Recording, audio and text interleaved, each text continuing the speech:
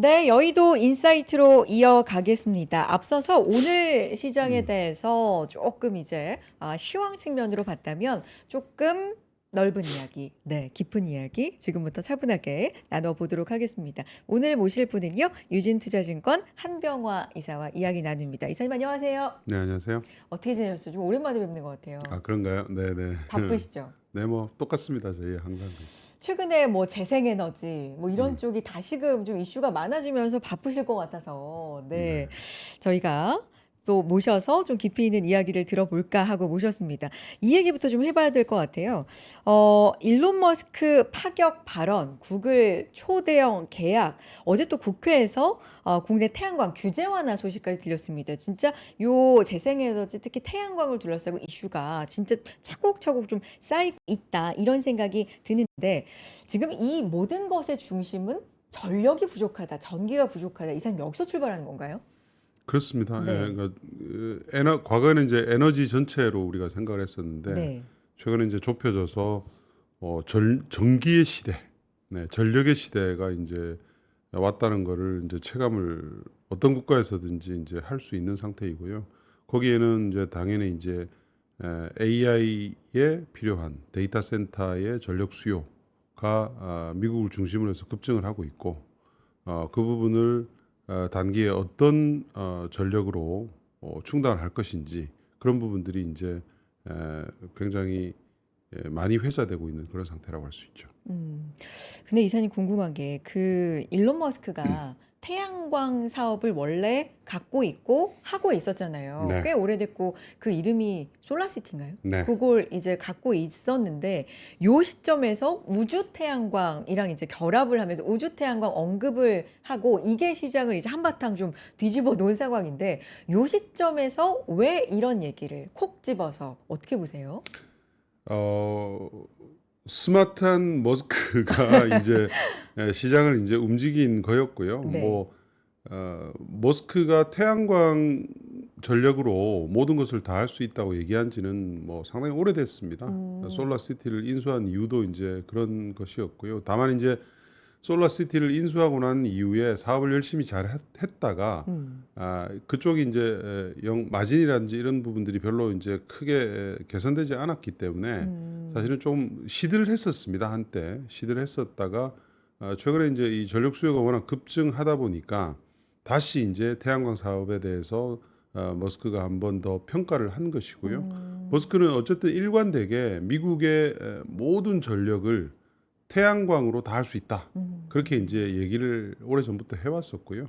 거기에 이제 가장 혜택을 많이 보는 게 이제 본인들이 하는 메가팩 비즈니스죠. 그러니까 음. ESS입니다. 네. ESS가 이제 태양광이 늘어나면 ESS가 자연스럽게 따라서 이제 늘어나기 때문에 특히 데이터 센터는 뭐 더 그렇습니다. 그러다 보니까 이제 한 번 더 이제 거기에다 얘기를 한 것이고요. 거기에 이제 좀 더 덧붙여서 스페이스X를 이제 상장을 하니까 거기에 이제 우주 태양광 뭐 우주 데이터 센터 이런 부분들을 이제 같이 이제 결합하다 보니까 음. 그런 부분들이 이제 얘기가 나온 것 같습니다. 그러니까 정말 오래전부터 이거 구상은 계속 하고 있고 추진을 하고 있던 건데 스페이스X 우주하고 이게 맞물리면서 요때다. 정말 때가 왔다. 뭐 이렇게 생각한 걸 수도 있고 어쨌든 요런 흐름으로 좀 이어지고 있는데 그러면 원전이란 것도 있고 결국에는 전력이 부족하다라는 걸로 AI를 중심에 두고 이제 움직이고 있는데 이 태양광은 전력난에 어느 정도 해결의 뭐랄까요? 포션, 비중 어느 정도 해결할 수 있을까요? 그거는 제가 최근에 발간한 쇼페이퍼를 한번 보시면 되는데요. 네. 여기 이게 이제 미국 정부가 추정한 추정치입니다. 미국의 이제 EIA라는 에너지 그 부 산하에 추정하는 이제 기관이 있거든요. 향후 12개월간 미국의 신규 발전원 예상치입니다. 여기에는 이제 개인용 태양광은 제외돼 있고 하기 때문에 그 부분들을 다 더하게 되면 미국의 태양광이 설치량이 앞으로 한 45기가, 뭐 50기가 향후 음. 12개월간입니다. 지난 12월부터 올 11월까지의 이제 추정치입니다. 한 두 달마다 한 번씩 이걸 EIA가 발표를 하거든요. 그래서 계속 업데이트가 되고 있고요. 풍력이 10기가, 그다음에 ESS, BESS가 21.5기가잖아요. 그러니까 재생에너지가 거의 모든 발전을 갖다가 하는 거죠. 가스가 4기가지만 석탄이 한 3.4기가 줄어들기 때문에 기존의 전통 에너지원은 사실상 기여가 거의 없는 것이고요. 미국의 신규 발전 설비의 99%가 태양광 풍력 ESS다. 특히 이제 태양광의 포션이 이제 매우 높은 것을 볼 수가 있는 것이죠. 우측에 보시는 게 이제 미국의 연간 신규 데이터 센터의 설치량 예측치입니다. 이거는 이제 블룸버그가 예측을 하는 것이고요. 파이프라인을 통해서 이제 예측을 하기 때문에 가장 가시성이 높은 데이터입니다. 그러니까 매년 보면은 앞으로 한 7에서 8기가 정도의 신규 데이터 센터가 들어온다고 예측을 하고 있고, 요거는 약간 보수적인 추정치라서 좀 더 늘 수가 있습니다. 그래서 저렇게 들어오는 추정치를 발전원들이 저렇게 되는데, 그러면 왜 풍력 태양광 두 개 합치면은 거의 50기가가 넘잖아요. 네네네. 근데 이제 효율이라는 게 있죠. 태양광은 발전 효율이 한 20% 정도 되고 풍력은 한 25% 정도 되기 때문에 그걸 이제 곱하게 되면 사실은 대부분의 데이터 센터를 풍력 태양광 거기에 이제 ESS가 합쳐져서 충족을 시키는 지금 그런 구조입니다. 효율 얘기를 해주셨으니까 이게 이제 다른 쪽으로 약간 생각이 나는 게, 요즘은 그래서 이 효율을 높인다, 뭐 페로브스카이트 이런 얘기까지 나오니까 네. 이게 조금 더 발전적인 방향으로 좀 확장돼 가는 건가요? 그래서 이제 머스크가 얘기한 네. 게 우주 태양광 얘기를 한 그러니까요. 거잖아요. 그러니까 궤도에 올리게 되면 네. 태양광의 교대를 그대로 따라서 올리게 되면 발전 효율이 100%가 되는 네. 거죠. 그러니까 지구에 있기 때문에 낮에만 발전해서 발전 효율이 20%인 것이고요. 그래서 우주 태양광이 되게 되면 생각보다는 경제성이 나올 수 있다. 이런 이제 기대감이 있죠. 그러나 이제 그 과정은 이제 뭐가 전제가 돼야 되냐면 우주에서 관리가 이제 완벽하게 돼야 되는 것이기 때문에 사람이 일일이 가서 할 수가 없잖아요. 그래서 아마 제 생각에는 머스크가 만들고 있는 옵티머스하고 이런 것들이 좀 연계가 되면서 우주의 데이터 센터를 로봇이 원격으로 관리하는 그런 시대를 볼 수 있지 않겠느냐, 뭐 이런 이제 기대감이 있습니다. 그렇게 되면 이제 발전 효율이, 태양광 효율이 지금보다 적어도 한 3~4배에서 많게는 5배까지 올라갈 수가 있기 때문에 상당히 파괴적인 기술이 될 수가 있죠. 네, 그러나 이제 시간은 좀 걸릴 것 같습니다. 네. 그러니까 태양광과 우주 태양광을 조금은 구별해서 지금은 좀 보긴 해야 될 텐데, 일각에서는 우주 태양광이라는 이슈로 이제 주가들이 좀 많이 올라갈 때, 이게 일각에서는 가능성 있는 얘기야? 이제 말씀해주신 뭐 관리 측면도 그렇고, 이사님은 좀 먼 얘기긴 하지만 이게 실현 가능성이 있다고 보시는 거예요? 그럼요. 예, 먼 네. 얘기가 아니라고 봐요. 저는. 먼 얘기도 예, 아니다. 먼 얘기는 아니라고 보고요. 뭐 2030년 안에는 충분히 어떤 표본적인 규모의 그 설치는 가능하다고 보고 있고요. 최근에 이제 마치 태양광 주가가 움직인 게 우주 태양광 때문에 움직였다, 뭐 이렇게 판단을 하시는데 그건 아닙니다. 그래요. 이거는 이제 어떤 상징적인 트리거는 될 수 있지만 실질적으로 태양광 주들이 움직인 것은 이런 데이터들이죠. 조금 전에 보여드린 그런 미국의 신규 발전 설치량을 보면 태양광이 압도적이잖아요. 그러니까 사실은 지난 1년간의 주가 퍼포먼스를 보면 미국의 대표적인 태양광 업체인 펄스 솔라가 S&P 500 대비해서 훨씬 더 아웃퍼폼을 했거든요. 근데 우리나라에 있는 태양광 관련주들은 오히려 주가가 빠졌잖아요. 네. 절대 주가, 코스피가 그렇게 많이 올랐는데 그렇죠. 그게 이제 한꺼번에 반영된 거라고 보시면 될 것 같아요. 그렇게 해석하는 게 훨씬 더 합리적인 얘기이죠. 네, 그래서 지금 그 상태가 유지가 되고 있는 상태이고, 또 이제 기대할 것은 올 11월에 미국이 중간 선거가 있잖아요. 그렇죠. 그 중간 선거에서 만약에 이제 공화당이 하원을 뺏기게 되게 되면 그동안 이제 트럼프가 재생에너지나 그린 산업 전체를 굉장히 많이 공격을 하면서 다양한 이제 해를 끼칠 수 있는 정책들을 많이 쏟아냈지 않습니까? 그럼에도 불구하고 지난 1년간의 미국의 풍력 태양광 관련주들, 베스타스라든지 퍼스트솔라의 주가 퍼포먼스를 보면 어쨌든 벤치마크인 S&P 500보다는 더 높은 퍼포먼스를 보였거든요. 근데 중간 선거에서까지 만약에 지게 되면 이런 것들이 이제 리스크는 피크아웃을 하게 되는 것이고 기대감이 이제 높아지게 될 것이기 때문에 최근에 이제 이런 글로벌 우리나라에 있었던 태양광 종목들의 주가 상승 이런 부분들을 좀 유심히 볼 필요가 있다 그렇게 판단하고 있습니다. 그러니까 이 머스크의 발언이나 요 이슈는 트리거는 강력하게 좀 됐지만 주가에 네. 어쨌든 요런 데이터들이 기반이 돼서 상승이 된 거다라는 게 좀 논리적이다라는 말씀이시네요. 그렇습니다. 네. 그러면 그 머스크 얘기 조금만 더 해보면 중국 업체들하고 만남을 가졌다. 요것도 시장에서 상당히 좀 화제가 됐고, 그럼 태양광?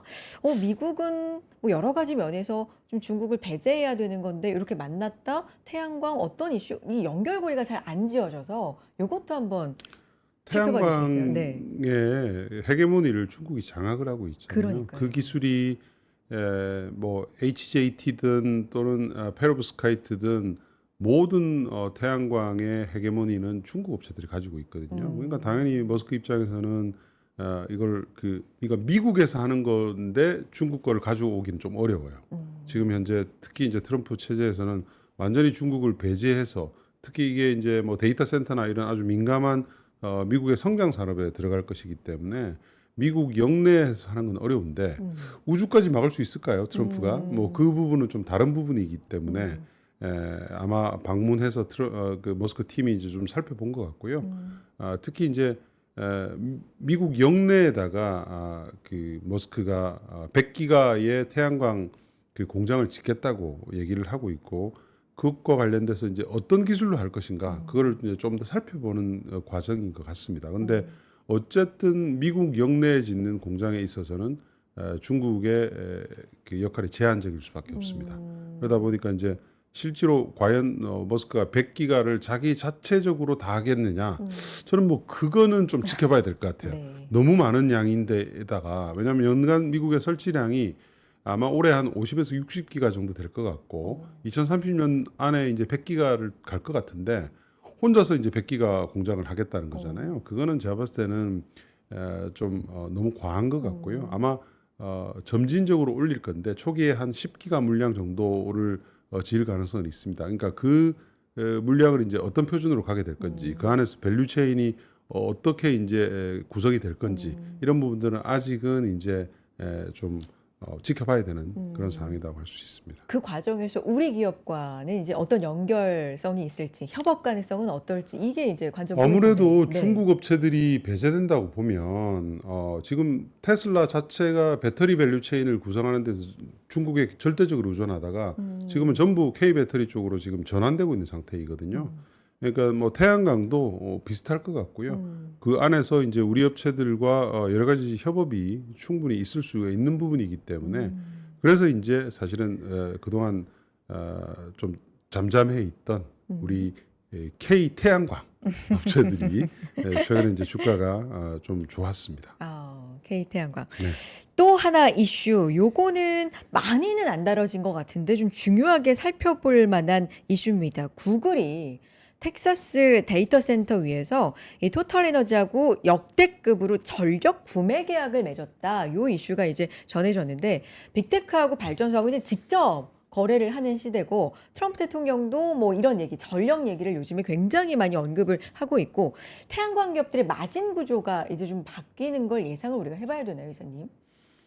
일단 구글의 행보는 매우 의미가 있습니다. 그래요. 구글은 최근에 이제 어쨌든 그 AI 데이터 센터 AI 레이스 안에서도 사실은 오픈 AI보다 조금 더 치고 나가는 그런 이제 국면이잖아요. 그래서 이제 구글의 행보가 중요한데 구글은 얼마 전에 재생에너지 디벨로퍼, 재생에너지 발전소를 많이 가지고 있는 업체를 인터섹트 파워라는 업체를 인수를 했습니다. 아예.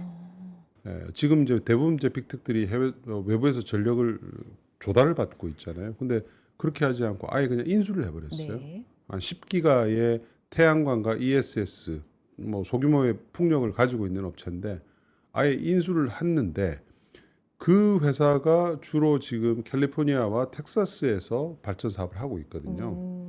근데 이틀 전에 토탈이 보유하고 있는 텍사스의 태양광 설비에서 나오는 전력을 1기가짜리를 구매하겠다고 또 계약을 했어요. 아. 그러니까 그 말은 빅텍들의 실질적인 이 전력 수요가 많이 증가하는구나. 네. 자기가 가지고 있는 발전소도 있는데 어. 추가해서 외부의 발전소를 또 인수를 하는구나. 어. 그리고 그 규모도 기가 단위면 굉장히 큰 규모거든요. 그래서 이제 그런 것들을 좀 우리가 가늠해 볼 수가 있고, 역시 데이터 센터의 단기 전력 수요를 충족시키는 것은 재생에너지다. 특히 이제 태양광과 ESS 조합이구나. 그걸 이제 우리가 요번 걸 통해서 이제 알 수가 있죠. 그리고 말씀하신 태양광의 수익성은 과거에는 이제 중국이 너무 공급 과잉을 많이 벌이고 있기 때문에 사실은 중국에 따라서 왔다 갔다 했습니다. 그렇죠. 우리가 보고 있는 뭐 PB인사이트나 이런 가격들도 대부분 다 중국 업체들의 어떤 그런 이제 벤치마킹이거든요. 근데 최근에 이제 그게 좀 바뀌었죠. 왜냐하면 미국이 딱 그 중국으로부터 넘어오는 것들, 동남아에 있는 중국 업체들이 수입하던 것들 이런 부분들을 이제 차단을 하는 정책이기 때문에 미국 내의 가격과 미국 외의 가격은 완전히 다릅니다. 그래서 그 부분들은 점진적으로 지금은 왜냐면 장벽을 치면서 막기 때문에 상승하는 그런 이제 국면이라서 우리 업체들도 아마 시간이 가면 갈수록 이제 중국에서 받아온 일부 제품들이 아직 이제 남아 있는 것들이 있거든요. 이제 이런 부분들이 다 소진이 되면 미국 내 가격은 좀 타이트하게 움직이는 쪽으로 지금 그렇게 돼 있기 때문에 우리 뭐 대표적인 업체는 하나 솔루션 얘기를 보면 이제 하반기로 가면 갈수록 이익이 좀 더 좋아지는 그런 이제 구조로 볼 수가 있는 거죠. 얼마 전에 이제 실적이 발표되기도 했지만 이익이 좀 안 좋았어요. 오히려 뭐 좀 악화되는 흐름이 있었는데 그래도 주가 흐름이 좀 좋은 거는 그런 기대감이 반영된 거다. 실적 개선에 대한 뭐 이렇게 볼 그렇습니다. 수 그러니까 있을까요? 예를 들면 네. 하나솔루션 같은 네. 경우는 그 통관 절차 이슈들 때문에 그동안 이제 그 수입을 해오던 이제 중간재들 이런 것들이 통관이 늦어지고 하면서 작년에 좀 그 이슈가 있었고요. 그리고 신규로 그 미국에다 지금 수직 계열화 라인을 깔고 있는데 이 부분도 조금 그 장비들 이런 것들이 입고가 늦어지고 하면서 좀 늦어지면서 AMPC나 이런 부분들을 받는 것들이 좀 늦어졌거든요. 근데 이제 그게 이제 올해는 하반기로 가면 갈수록 정상화되면서 하기 때문에 수익성이 그러니까 하나 솔루션의 재생에너지 부분 수익성은 하반기로 가면 갈수록 더 이제 좋아지고 내년도에는 이제 완전히 정상화되는 그런 이제 구조로 볼 수가 있을 것 같고요. 화학 쪽 부분은 이제 별개의 문제입니다만 그렇게 보고 있습니다. 태양광 모듈 가격은 어때요? 요거는 이제 뭐 중국과의 치킨 게임 요 이슈도 있고. 그러니까 그 네. 가격을 네. 그러니까 미국 이외의 가격과 미국의 가격은 좀 다르게 봐야 될 것 같고요. 미국 이외의 가격은 작년도에 중국에서 공급 과잉을 좀 제한을 하면서 꽤 올랐다가 최근에 좀 조정세입니다. 왜냐하면 이제 중국이 작년에 설치가 너무 많이 돼서 올해는 작년보다 아마 소폭 설치량이 낮아질 가능성이 있기 때문에 그 가격이 이제 약간은 지금 조정세이고요.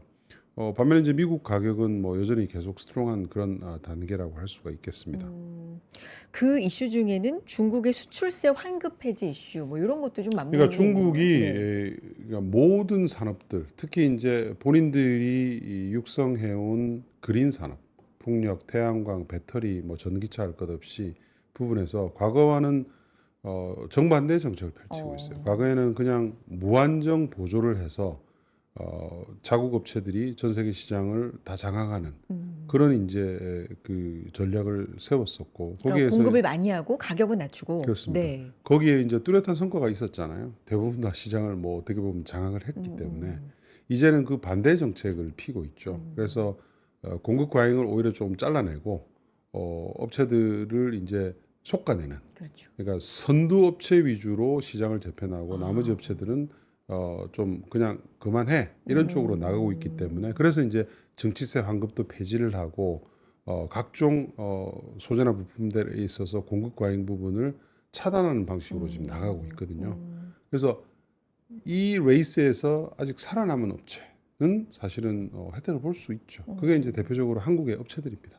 예, K 배터리도 마찬가지고 우리 K 태양광도 마찬가지고 아직 어쨌든 존재감을 가지고 살아남아 있는 업체들, 특히 미국에서 잘하는 업체, 예, 그러니까 중국으로부터 장벽을 쳐서 그 안에서 플레이한 업체들 중에서 살아남아 있는 한국 업체들은 혜택을 보는 그런 이제 구조인 것이죠.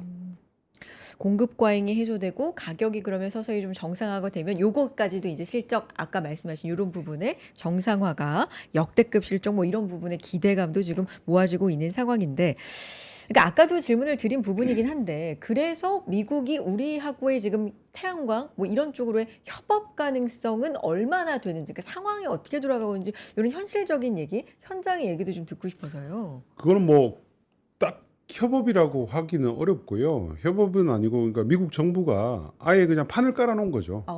그러니까 비중국산으로 해라. 이게 이제 기본적으로 모든 그린 산업에서의 원칙입니다. 그래서 PFE 규정, 그러니까 예전에는 이제 해외 우려 집단이라고 했는데 중국을 타겟으로 한 거예요. 그렇죠. 그러니까 중국이 포함이 된 어떤 기업으로부터 받는 것도 뚜렷한 기준이 있어요. 지분율도 몇 퍼센트 넘지 못하게 하고 있고, 그리고 그러니까 중국산의 비중을 그러니까 사람마다 다른데 몇 퍼센트 이상 넘어가게 되면 보조금을 아예 못 받게 그렇게끔 짜여져 있습니다. 이 부분은 뭐 한간에서는 뭐 트럼프가 뭐 툭하면 뭐 나 시진핑하고 사이가 좋아. 이래서 뭐 이런 부분들이 해소된다 이런 기대가 있는데 그렇지 않습니다. 왜냐하면 이거는 이제 뚜렷한 헤게모니 싸움이에요. 그러니까 트럼프가 어떤 기분학적으로 내가 중국이 싫기 때문에 맞고 이런 부분이 아니고요.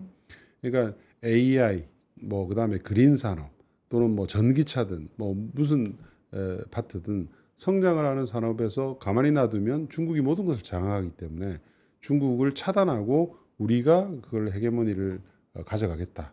근데 이제 그 과정에서 미국은 자체적인 어떤 제조 능력이 없지 않습니까? 그래서 이제 한국 업체들이 거기에 미국에 다 들어가서 공장을 짓고 그 상태에서 이제 우리가 혜택을 보는 그런 수준이기 때문에 앞으로 이런 상황들은 계속될 수밖에 없어요. 다음 대통령이 누가 되든 간에 이 부분은 바뀔 수가 없는 것이고요.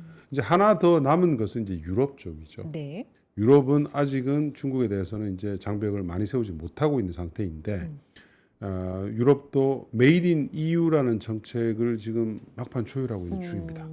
왜냐하면 이제 중국이 계속 풀어놨다가는 모든 산업들이 중국에서 이제 사실은 자국의 업체들이 기회를 잃게 되는 그런 상태이기 때문에 EU 내에서 모든 것을 만드는 쪽으로 지금 그런 방향을 가져가고 있고 중국 업체들도 들어오긴 하겠지만 한국 업체들이 사실은 EU에 이제 많이 선점을 하고 있는 상태잖아요. 그래서 중국에서 수출해서 하는 것보다는 중국 업체들이 EU에서 하게 되면 아무래도 단가가 올라가죠. 그렇죠. 그러면 우리 업체들과의 가격 경쟁력 격차가 많이 줄어들기 때문에 우리 업체들도 이제 기회가 생기는.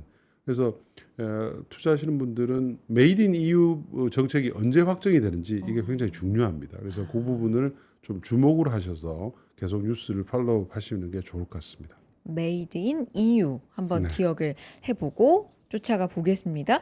요거 법이 하나 통과됐다. 국회 상임위를 통과했다. 우리나라 얘긴데요. 태양광 이격거리 규제 철폐 법안이 상임위를 통과했다. 이런 소식이 있었는데 이 말 자체가 어떤 얘기였는지 뭐 어떤 규제가 있었는데 왜 철폐한다는 건지 이 배경 설명이 좀 필요할 것 같아요. 그러니까 매우 중요한 법인데요. 네. 그 우리나라의 대표적인 재생에너지 확대 규제가 이격거리 규제라는 겁니다. 그러니까 이 이격거리 규제가 뭐냐하면 예를 들어서 집이 있잖아요. 일반 집이나 또는 어떤 뭐 여러 가지 그 도로라든지 이런 걸 기준으로 해서 재생에너지는 이 안에 몇 킬로 안에서는 안 돼. 이런 규제가 이제 이격거리 규제입니다. 쉽게 얘기하면 거리를 돌아. 이런 것들이죠. 원래 이제 이게 많지는 않았었는데 한 2018년부터 많은 지자체들이 우죽순처럼 이 규제를 도입을 하기 시작했어요. 왜냐하면 지역 주민들의 반대도 좀 있고 하기 때문에. 그래서 지금은 한 120개 이상의 지자체가 이 이격거리 규제를 가지고 있습니다. 그러니까 이게 재생에너지 확대의 가장 큰 걸림돌이에요. 규제상으로 봤을 때는. 그동안에 이제 중앙정부가 이걸 그냥 가만히 놔둔 거죠. 근데 지금은 이제 기후에너지부가 우리가 생겼잖아요. 재생에너지 확대를 위해서. 그래서 이 규제를 그냥 놔둬서는 사실은 재생에너지 확대에 가장 큰 걸림돌이 되니 정부가 통제하겠다. 그렇게 해서 이제 법안을 제출한 거고, 얼마 전에 이제 기후에너지 환경부의 상임위 소위를 통과를 했습니다. 그래서 이제 뭐 가장 어려운 허들을 넘었기 때문에 본회의에서 법으로 통과되는 것은 거의 확정적이고요. 그러면 이제 중앙정부가 나서서 이 이격거리 규제를 가지고 본인들이 컨트롤할 수가 있고요. 특히 세 개의 영역에 있어서는 이격거리 규제를 아예 못 두도록 했어요. 첫 번째는 풍력 태양광 이 프로젝트가 지역 주민이 이 수익을 공유하는 그런 그 프로젝트이면 이격거리 규제를 하지 않게 하고, 자가 그 태양광 그 지붕 위 태양광 있잖아요. 네. 지붕 위 태양광도 규제해서 이제 못하게 했고, 자가 발전, 자가 소비를 위한 태양광 시설도 이격거리 규제를 못 두도록 그 법안에 이제 그렇게 되어 있습니다. 그러면 당연히 국내의 설치량이 많이 늘 수밖에 없겠죠. 그래서 굉장히 중요한 법이 이제 통과되기 직전이고요. 올해 기후에너지환경부가 재생에너지에 전력을 다하겠다 이미 발표를 했어요. 그래서 기후에너지환경부 들어가 보시면 올 초에 그것과 관련된 아주 긴 공문이 나와 있죠. 한번 읽어 보시면 올해부터 이제 국내의 풍력 태양광 확대에 얼마나 정책이 집중이 될 수 있는지 알 수가 있죠. 네. 그러면 이게 머스크발 이슈라든지 미국에서의 정책 이런 거에 우리가 주목을 할 때 국내에서도 이런 움직임들이 좀 활발했다. 이것도 최근에 주가에 좀 영향이 있는 당연합니다. 거였네요. 왜냐하면 국내 시장이 커요. 어. 작지가 않습니다. 우리나라가 태양광이 1년 설치량이 3기가 정도 되거든요. 네. 근데 3기가도 작지 않을 뿐더러 지금 정부의 정책은 연간 한 10기가 이상으로 태양광을 맞추겠다는 그런 정책이에요. 근데 10기가면 엄청난 양이에요. 그래요. 하나솔루션의 미국의 태양광 캐파가 8기가까지 늘리는 게 타겟이기 때문에 우리나라에서 만약에 10기가를 하는데 하나솔루션이 국내에서 뭐 예를 들어서 한 2, 3기가를 한다. 그러면 굉장히 큰 양이죠. 큰 양이고 나머지 뭐 HD 현대에너지 솔루션이나 뭐 신성이라든지 이런 여러 업체들도 국내의 태양광 설치량이 늘어나면 혜택을 보게 될 것이고요. 물론 이제 중국 업체들이 또 많이 그동안 해왔었어요. 근데 이제 지금 기후에너지부가 생기면서 될 수 있으면 한국 업체들 쪽으로 수혜를 하는 쪽으로 지금 정책들을 그렇게 짜고 있기 때문에 당연히 이제 국내 태양광 업체들이 좋고요. 풍력도 마찬가지입니다. 풍력도 지금 뭐 1년에 뭐 100메가, 200메가, 300메가 이런 식으로 이제 굉장히 작게 설치됐는데 이걸 이제 빠른 시간 내에 기가 단위 이상으로 올리겠다는 게 기후에너지부의 생각이기 때문에 그래서 이제 여러 가지 규제를 풀게 되고 아마 상반기 안으로 우리나라에도 한국판 IRA가 통과될 가능성이 높습니다. 지금 이제 그거는 기후에너지부에서 직접 정책을 만들고 있어요. 네. 거의 지금 막판까지 와 있고요. 우리나라는 그러니까 IRA에 있는 지금 이제 트럼프의 OBBB 안에도 들어가 있죠. 그러니까 생산세 공제, 투자세 공제 이런 거를 이제 할 수 있는 근거가 뚜렷하게 없었었어요.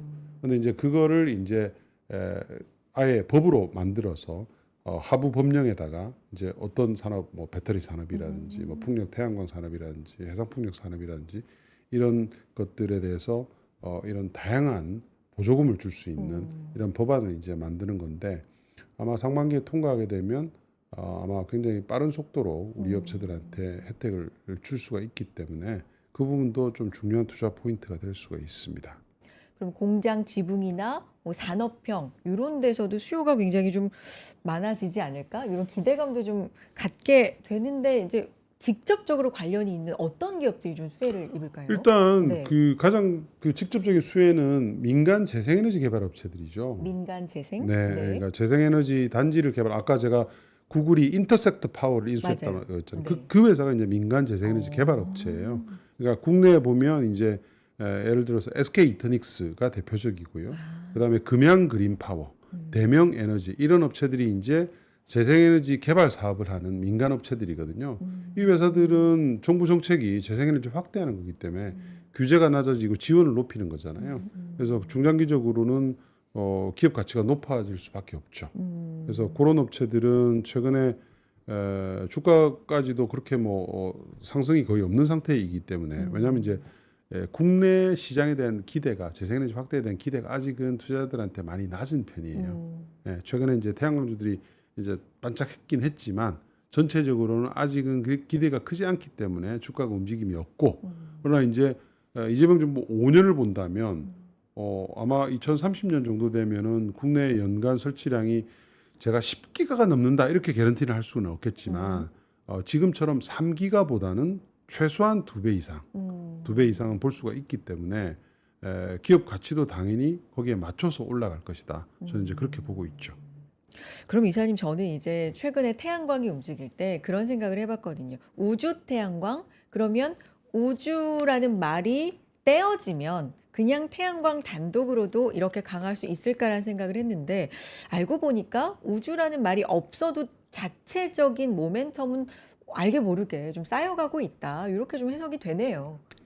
그러니까 제가 어. 최근에 이제 외부 강의 가면 항상 강의할 때마다 질문을 먼저 하고 시작합니다. 어떤 질문이요? 여러분 작년에 전 세계에서 가장 많이 설치된 발전원이 어떤 것일까요? 아. 그렇게 질문하고 1번 풍력, 2번 태양광, 3번 천연가스, 4번 원전 이렇게 질문 던지거든요. 네. 그럼 이제 많은 분들이 1번으로 가스를 선택을 천연가스를 선택을 하세요. 2번은 원전을 선택을 하고 3번 태양광, 4번 풍력 이렇게 선택을 하세요. 근데 거의 그게 대부분 다 비슷해요. 그러니까 우리나라의 이런 잘못된 그 정보들이 사실은 대부분의 그런 제가 강의하는 데가 대부분 이제 에너지를 다루는 오피니언 리더들이잖아요. 근데 이제 그렇게 답을 하시죠. 전혀 반대입니다. 전 세계의 설치량의 90% 이상이 태양광 풍력이에요. 태양광이 압도적으로 많고 그다음 풍력, 그다음에 천연가스는 조금 있어요. 다른 에너지원들은 계속 없어지고 있고. 근데 이제 그것에 대해서 우리는 이제 많이 잘못 알고 있는 거죠. 그렇기 때문에 우리나라의 사실은 이런 관련주들이 항상 레깅을 해요. 해외에서는 이미 주가가 올랐는데 우리는 뒤늦게 한꺼번에 이제 오르는 그런 상황이 이제 계속 이제 벌어지고 있는 것이죠. 예. 그래서 그 부분들은 꼭 좀 균형적으로 요즘 재미나이 찾아보시면 아주 쉽잖아요. 작년에 태양광 얼마나 설치됐지? 작년에 아마 한 600기가 정도 설치가 됐을 거예요. 태양광 연간 설치량이. 근데 천연가스 아마 한 4, 50기가 설치됐을 거거든요. 그러니까 거의 10배 이상이죠. 예, 그러니까 그런 부분들은 꼭 좀 유념하셔서 투자하시면 좋을 것 같습니다. 앞서서 이제 기후에너지부, 네, 정확한 기후에너지 환경부 여기에서 이제 법을 내놓고 정책을 새롭게 좀 펼치고 이런 부분도 일부 소개를 해드렸는데 중요한 거는 예산도 얼마나 푸느냐 이런 건데 돈도 좀 많이 풉니까? 그렇습니다. 예산은 네. 어쨌든 계속 높아지게끔 그래요. 그렇게 이제 설계될 수밖에 없죠. 그리고 최근에 이제 국민 미래성장 펀드 이런 걸 이제 정부에서 150조, 200조니 이렇게 준비를 하고 있잖아요. 거기에 포함이 되고 거기에도 이제 가장 우선순위가 제일 1호가 해상풍력이었어요. 신한우이 해상풍력 투자였고요. 앞으로 많은 정부의 자금들 그리고 민간기업들은 당연히 이제 거기에 따라가게 될 것이고 것들이 이제 재생에너지, 배터리 이런 산업 쪽으로 그린 산업 쪽으로 이제 투자가 될 수밖에 없고 그게 글로벌 트렌드예요. 글로벌 트럼프가 아무리 얘기를 한다 하더라도 지금 그린 산업과 관련된 글로벌 투자가 거의 지금 연간 1조 달러에 육박하고 있습니다. 그러니까 어마어마한 돈들이 사실은 그쪽으로 들어가고 있는 상태이고 AI 확장으로 인해서 늘어나는 이런 전력의 수요 증가 때문에 이 부분들은 점점 더 가속화될 것이기 때문에 사실은 그런 부분들은 이미 경쟁이 끝나 있는 상태예요. 이 상태에서 이제 원전을 얼마나 더 추가할 거냐, 천연가스는 얼마나 더 추가할 거냐 이런 거는 사실은 큰 그림에서 보면 마이너한 부분이죠. 워낙 지금 너무 갭이 많이 벌어져 있기 때문에 그런 부분들은 좀 잘 좀 보시면 좋을 것 같습니다. 근데 예전에 재생에너지 생각하면 이제 환경하고 연결이 지어졌는데 요즘은 전력이 부족하다. 그래서 이제 어느 순간부터 좀 특이하다고 생각하는 점 원전도 활발하게 짓고 재생에너지도 같이 가는 이런 흐름들, 그러니까 전력의 흐름으로 놓고 봤을 때는 ESS도 좀 빠짐없이 나와야 될 것 같아서 이 부분까지 좀 짚어주시면 좋을 것 같아요. 넓은 의미로. 가격 차이가 너무 많이 나요. 가격 차이 어떤 거요? 20년 전에 풍력 태양광은 전 세계에서 가장 비싼 에너지원이었는데 아, 지금은 풍력과 육상 풍력과 태양광은 전 세계에서 가장 싼 에너지원입니다. LCOE라고 불리는 생애 주기의 발전 원가를 비교를 해보면 미국에서 육상 풍력과 태양광은 메가와트 아워당 30에서 한 40달러 정도쯤 돼요. 근데 천연가스 한 7, 80불 정도 되고 석탄은 뭐 100불이 훨씬 넘고요. 원전은 그보다 더 비싸기 때문에 사실은 이미 게임이 그쪽에서는 안 됩니다. 그리고 더 이제 의미 있는 것은 빠르잖아요. 태양광은 빨리 지으면 1년 만에 다 지을 수가 있어요. 그러니까 원전과 비교하면 원전은 기간이 10년 뭐 이상, 그러니까요. 15년, 미국이나 유럽은 15년씩 걸리기 때문에 어, 계획은 많이 하고 있죠. 네네. 빅텍들도 원전에 발을 담그는 이유는 한 10년, 15년 이후에 보면 어쨌든 원전을 우리가 구매를 할 수가 있으니까 지금 이제 투자를 하고 이제 하는 것이고, 반면 당장 눈앞에 전력, 지금 AI 경쟁이 2030년 안에 거의 끝나지 않겠어요? 누가 승자인지가 결정이 날 거란 말이에요. 그 뒤로는 사실은 거기서 탈락한 업체들은 공급광이 되는 거예요. 그래서 그 레이스를 이기기 위해서는 당장 전력이 필요하기 때문에, 그래서 이제 구글이 그런 인터섹트 파워를 사고 최근에 이제 많은 빅텍들이 재생에너지 구매 계약을 하는 이유가 그런 이유 때문입니다. 그래서 이 판은 사실은 주인공은 재생에너지예요. 재생에너지와 ESS죠. 그러니까 과거에 사실은 ESS가 너무 비쌌기 때문에 경제성이 안 나온다 그랬었는데 지금은 워낙 배터리 가격이 많이 떨어져 있는 상태이기 때문에 태양광과 ESS, 육상풍력과 ESS의 가격 경쟁력이 거의 천연가스 발전하고 거의 비슷한 지역이 많이 생기고 있습니다.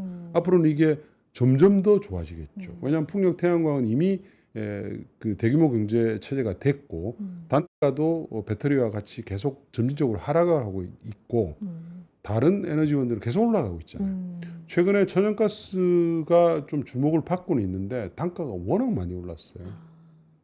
터빈도 구하기 어렵기 때문에 단가는 계속 올라가고 있고, 관련된 각종 그 원자재 가격의 상승 때문에 대형 발전원은 단가가 계속 올라가고 있어요. 그 부분이 이제 사실은 재생에너지와 다른 부분이죠. 네. 배터리, ESS, 지금 에너지까지 사실 이제 연결지어서 본다면 이게 동반해서 반등하는 시점 이런 것도 좀 궁금해지기도 하고. 일단 태양광이 먼저 출발을 했잖아요. 그렇죠. 그죠? 그러면 이제 일정 시점 지나면 아마 풍력도 같이 움직이게 될 것이고요. 배터리는 뭐 사실은 태양광보다 이미 바닥을 먼저 찍고 올라갔죠. 그러니까 지금 사실은 이미 그런 흐름이 진행이 되고 있는 거예요. 진행이 큰 그림이 되고 있고, 이 그림의 그 정점은 아까 말씀드린 대로 미국의 중간 선거가 될 것이다. 저는 이제 그렇게 봐요. 트럼프 1기 때와 똑같은 흐름입니다. 트럼프 1기 때도 초기에 조정을 받았다가 풍력, 태양광, 뭐 그다음에 전기차 관련주들이 점진적으로 이제 오르기 시작을 하다가 중간 선거 딱 이후에 템버가 다 났죠. 역사상 그린 산업 관련주들이 가장 많이 오른 시점이 트럼프 중간 선거 1기 중간 선거 이후입니다. 물론 이제 그때는 코로나 유동성이 같이 겹쳐지면서 뭐 훨씬 더 많이 상승한 이슈도 있었지만 결론적으로는 모든 것들이 업황이라든지 실적이라든지 이런 부분들이 트럼프 중간 선거 이후에 이제 일어났었죠. 근데 이번에도 뭐 사실 다를 것 같진 않아요. 예, 더군다나 이제는 트럼프가 재선을 못 하잖아요. 예, 그렇기 때문에 그 효과는 이번에는 좀 더 클 거라고 보고 있고, 그래서 관련주들에 대한 투자는 아마 지금 당장 뭐 안 움직인다고 그 조바심 낼 필요 없고 계속 그 길목을 잘 잡으시면 이번에 이제 태양광이 단기간에 뭐 많이 오른 분들은 단기간에 뭐 지금 한 2주 만에 한 뭐 거의 2배 오르기도 했죠. 뜨거웠죠. 네. 네. 그래서 그렇게 좀 투자하시면 좋을 것 같습니다. 이사님 나오신 김에 2차 전지도 잠깐 좀 여쭤보면 좋을 텐데 이 부분은 최근에 가장 이슈가 뭘까요? 2차 전지 이제 갖고 계신 분들이 지금 이런 불장 시장에서 좀 관심 갖고 지켜봐야 될 가장 큰 이슈. 일단 배터리는 바닥은 잡았고 사실은 뭐 꽤 많이 올랐습니다. 배터리도. 음. 뭐 삼성 SDI 기준으로 따지면 사실 얼마 전까지 뭐 증자하면서 주가도 바닥을 쳤을 거였는데 지금 뭐 거의 뭐 2배 가까이 올랐죠. 뭐 나머지 회사들도 다 마찬가지 수준이고요. 바닥은 완전히 찍었고 미국에 대한 기대, 미국 ESS 시장에 대한 기대가 있죠. 전기차는 좀 부진하지만 그러니까 전기차보다는 ESS. 그렇죠. 네. ESS가 워낙 빠르게 많이 크고 있어요. 어. 규모 자체가 전기차의 부진을 상쇄할 수 있다고 기대할 수 있을 정도로 많이 올라가고 있고요.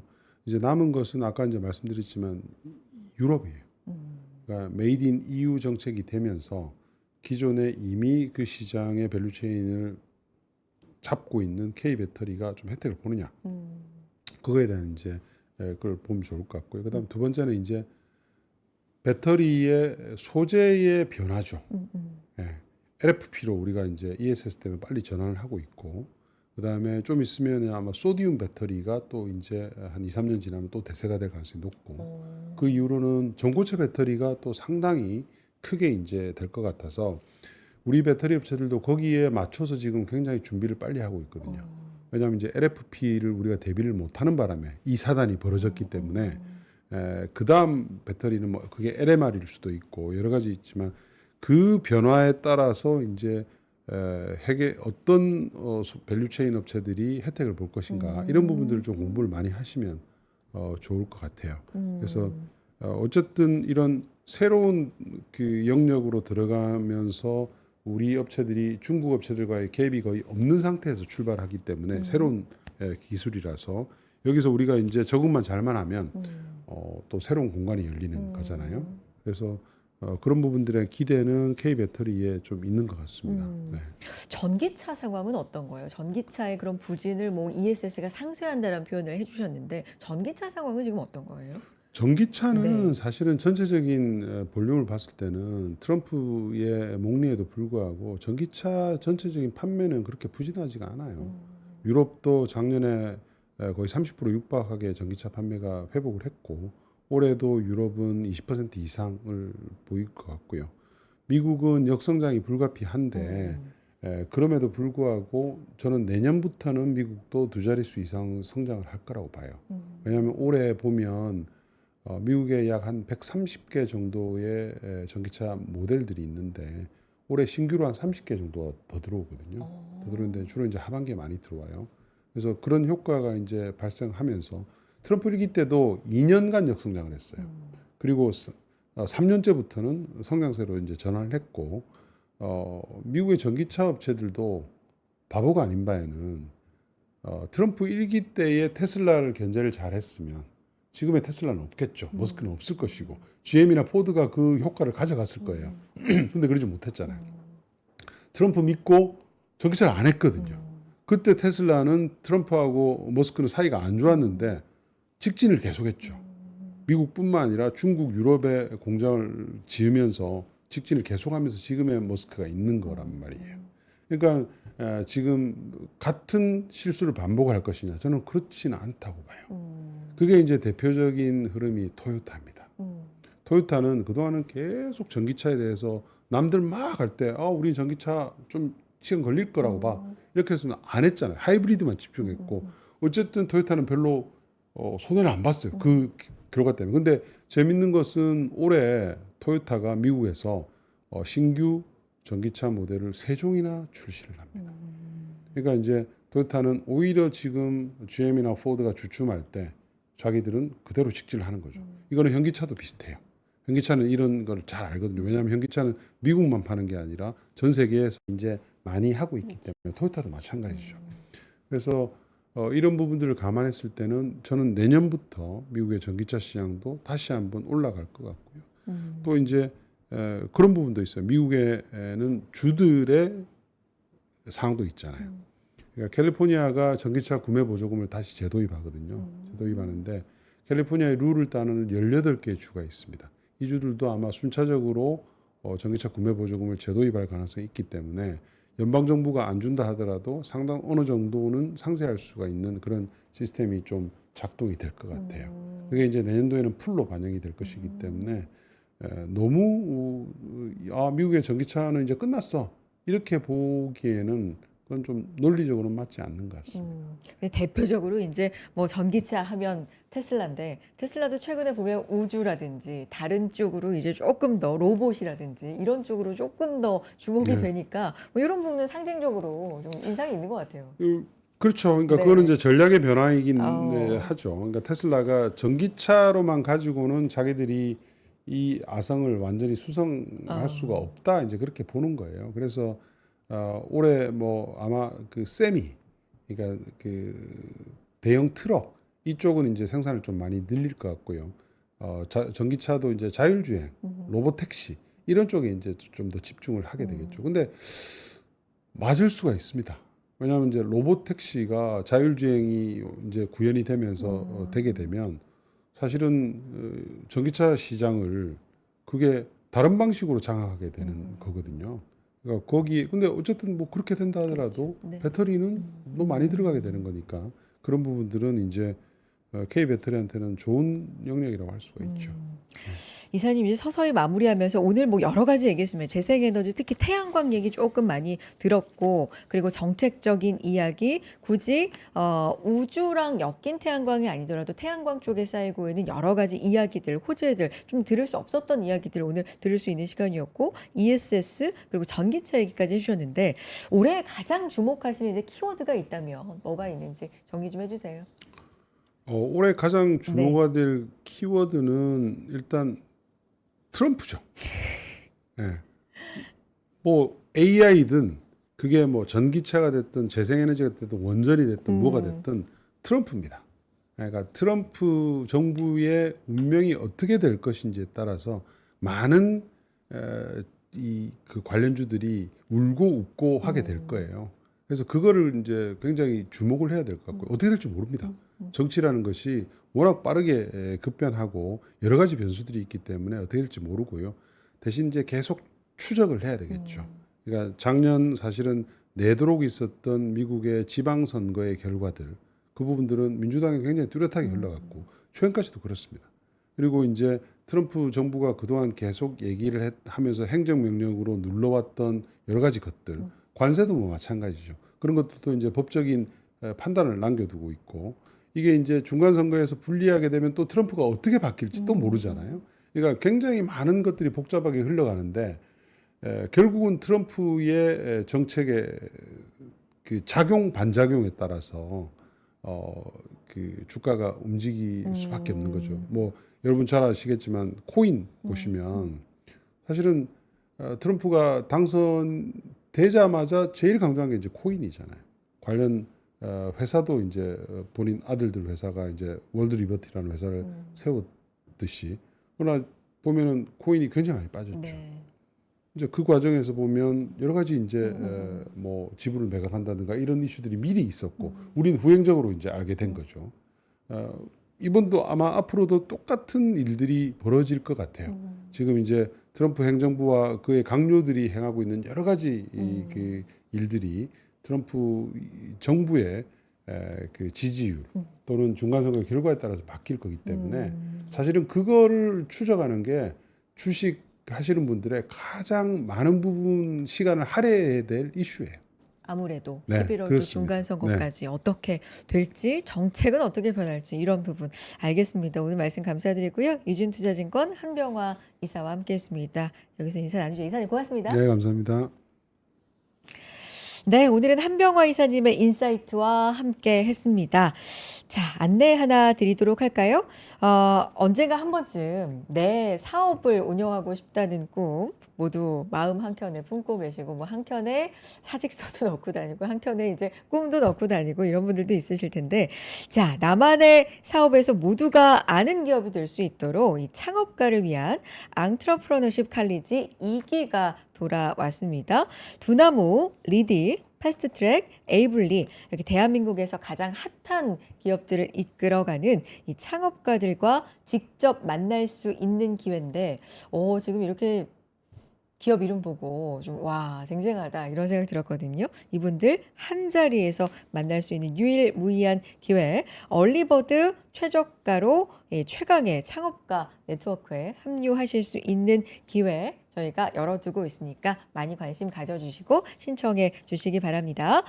자, 클로징 벨부터 여의도 인사이트까지 오늘의 분위기 좀 좁게 시황부터 그리고 인사이트까지 한번 들어봤습니다. 저희 뒤이어서는 김장렬 본부장께서 또 단독 방송 진행해 주시고요. 그 뒤에 차영주 대표께서 또 단독 방송 진행해 주시니까 계속해서 많이 대화 나눠주시고 시장에 대해서 호흡해 주시기 바랍니다. 내일 다시 인사드리죠. 여러분 고맙습니다.